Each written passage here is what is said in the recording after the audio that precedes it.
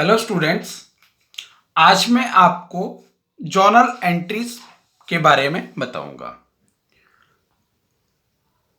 Journal entry, जो आपकी journal entry होती है ये टू टाइप्स की होती है। First one is simple entry and second one is compound entry. ठीक है, तो सिंपल एंट्री और कंपाउंड एंट्री में डिफरेंस क्या है? दोनों जर्नल एंट्रीज ही है। डिफरेंस है इसमें सिर्फ आपके 2 अकाउंट ही इन्वॉल्व होंगे अभी, और इसमें मोर देन 2 अकाउंट इन्वॉल्व होंगे अभी। ठीक है, अब हमारे को पता कैसे लगेगा कि ये हमारी सिंपल एंट्री है या हमारी ये जो है वो कंपाउंड एंट्री है? तो बेटा मैं आपको भी थोड़ा सा एक इलस्ट्रेशंस दिखा रहा हूं यहां पर। ठीक है, तो आप इलस्ट्रेशंस को देखो और थोड़ा सा वहां से भी आइडिया होगा आपको। ये आपकी स्क्रीन के ऊपर आपको एक जो है वो क्वेश्चंस दिख रहा है। ठीक है, जिसमें सबसे पहले लिखा है Ramesh started business with cash. ठीक है, और दूसरी ट्रांजैक्शन हमारे पास लिखी हुई है पेड फॉर रिपेयर प्रीमिसेस, और थर्ड ट्रांजैक्शन लिखी है paid into bank.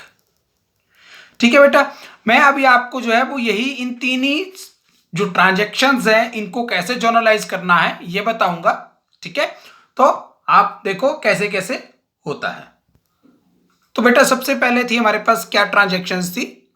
Ramesh started business with cash. ठीक है, कोई भी अमाउंट हम यहां पे लिख लेते हैं। 10,000 हमने यहां पे लिख लिया।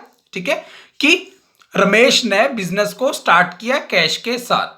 ठीक है, तो बेटा देखो जब भी रमेश स्टार्टेड बिजनेस, रमेश ने बिजनेस स्टार्ट किया, दैट मींस कैपिटल।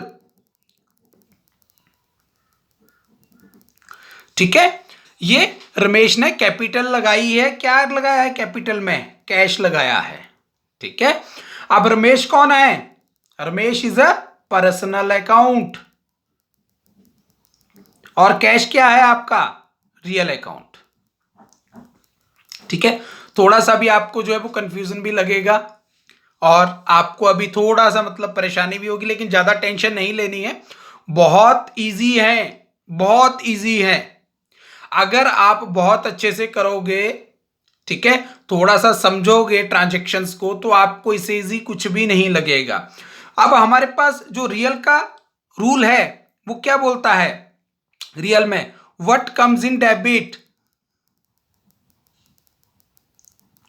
ठीक है, और पर्सनल का रूल क्या है? Debit the receiver, credit the giver. Credit the giver,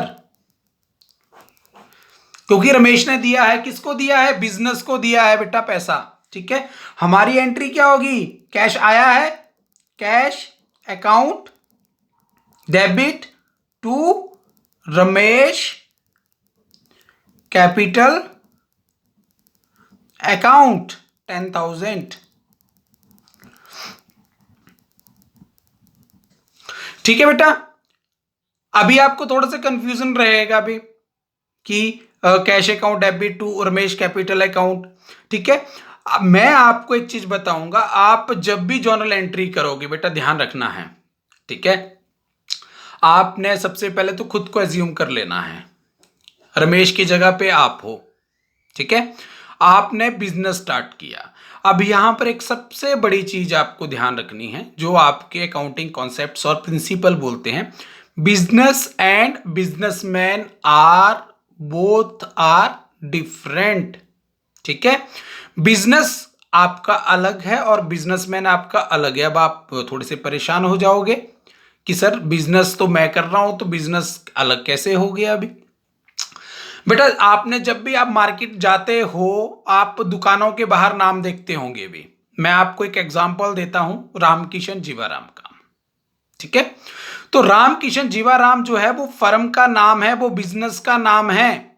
अब उसके अंदर कौन बैठा हुआ है, मतलब अभी उनमें उनकी फैमिली में से कौन बिजनेस कर रहा है ये आपको नहीं पता है, लेकिन आप नाम से आइडेंटिफाई करते हो।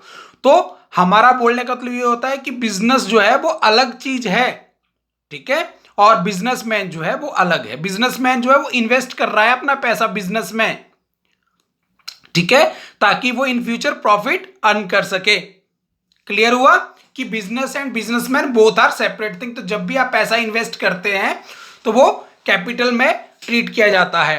Paid for repair premises, premises मतलब बिल्डिंग, ठीक है, आपने पैसा पे किया। इसमें भी हम एग्जांपल ले लेते हैं, 5,000 रुपए का एग्जांपल ले लेते हैं, ठीक है। तो आपने किस चीज के लिए पैसा दिया? Repair account debit to paid cash account, ठीक है। अब ये रिपेयर क्या है? रिपेयर आपका नॉमिनल है, ठीक है। नॉमिनल में क्या होता है? Expenses and losses are debit. और अगर आप जो है वो ट्रेडिशनल अप्रोच से कर रहे हैं तो आपको पता है ट्रेडिशनल अप्रोच में एक्सपेंसेस, एसेट एंड एक्सपेंसेस जब भी इंक्रीज होते हैं तो क्या होते हैं? डेबिट। तो इंक्रीज हो रहा है ना, डेबिट कर दिया है, ठीक है। और पेड, पेड का मतलब यहां पे देखो बेटा कैश कहीं नहीं लिखा। भी आप बोलोगे सर कैश तो कहीं नहीं लिखा था, आपने तो कैश लिख दिया अपनी मर्जी से। तो बेटा जब पेड लिखा हुआ है, पेड इंडिकेट ही हमारे को ये कर रहा है कि हमने पेड क्या किया होगा? कैश। अगर हमने रिपेयर करवाई है तो हम उसको क्या करेंगे? पेमेंट करेंगे ना, कैश में होगी ना, ज्यादा बड़ी पेमेंट होगी। अगर हमारे को बैंक बोला होगा तो ही बैंक लिखेंगे, अदरवाइज हम कैश ही लिखते हैं, ठीक है। थर्ड ट्रांजेक्शन है पेड इनटू बैंक, ₹50,000 कर देते हैं हम यहां पर। अब बेटा पेड इनटू बैंक, अब आप बोलोगे सर यहां पर ही वही बात है, पेड बैंक में क्या दोगे आप? जब बैंक जाते हो तो बैंक में क्या ट्रांजेक्शन्स करते हो? सिर्फ कैश की ट्रांजेक्शन्स होती है ना बैंक में, तो या तो कैश डिपॉजिट करोगे या कैश विड्रॉ करोगे। तो पेड इनटू बैंक हमने बैंक में दिया तो बैंक क्या हुआ? इंक्रीज हो गया, ठीक है। और कैश क्या हुआ हमारा? डिक्रीज हो गया, ठीक है। तो क्या एंट्री हो जाएगी? Bank account debit to cash account, ठीक है। तो आपने जो है वो इसी हिसाब से थोड़ी अभी प्रैक्टिस करनी है। सिर्फ आपने, आपको मैं होमवर्क कल दूंगा, आपने प्रैक्टिस करनी है ताकि आपको ये बहुत अच्छे से पता लग सके कि आपकी जर्नल एंट्रीज क्या है क्या नहीं है। आपको मैंने 3 चीजें बताई हैं आज, ठीक है। पहली चीज आपकी जर्नल एंट्री 2 टाइप्स की होती है, सिंपल एंट्री और कंपाउंड एंट्री। सेकंड मैंने आपको बताया कि businessman and business both are different things, ठीक है। और थर्ड मैंने आपको ट्रेडिशनल और मॉडर्न अप्रोच दोनों से जो है वो जर्नल एंट्री के बारे में हल्का सा बताया है। तो आपने इसकी प्रैक्टिस कर लेनी है। Thank you.